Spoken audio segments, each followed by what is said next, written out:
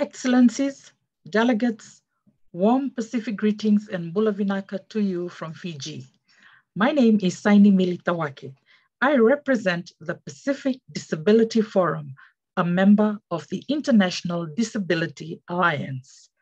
The Blue Pacific is home to about 1.7 million persons with disabilities. We are certainly at the forefront of the effects of climate change.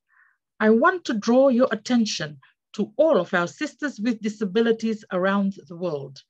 I do not need to inform those of you gathered here today that women and girls with disabilities experience multiple and intersecting forms of violence and discrimination.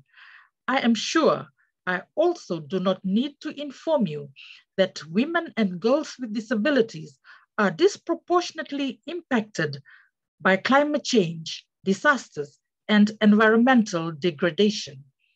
Women and girls with disabilities are at greater risk when experiencing the impacts of climate change, natural disaster, and man-made disasters and other humanitarian emergencies, in addition to violence and abuse.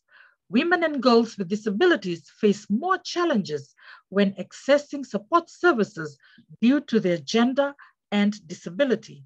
In the aftermath of disasters as a result of climate change, they are most likely to be left out, experiencing barriers to accessing assistive devices, healthcare, education, and more.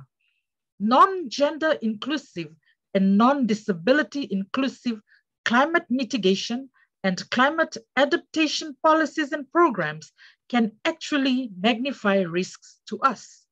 Women with disabilities are not currently included in the design of policy, implementation, or monitoring of national climate adaptation and national climate mitigation policies, despite these higher risks for experiencing harm. We cannot be pushed to the margins in action on climate change. We are fed up with being forgotten in disasters.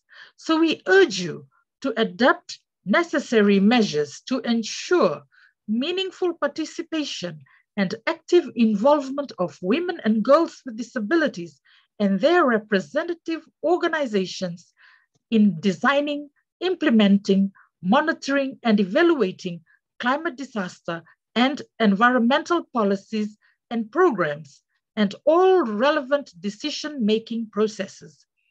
Pay particular attention to women and girls with disabilities from underrepresented and most marginalized groups.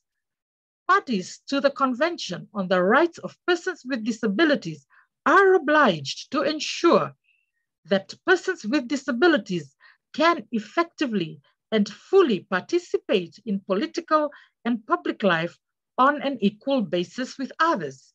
And when it comes to our movement, we all know the motto, nothing about us without us. There cannot be a more urgent moment for our involvement as women and girls, as persons with disabilities, and as feminists fighting for our planet. Thank you very much. Vinaka Vakalevu.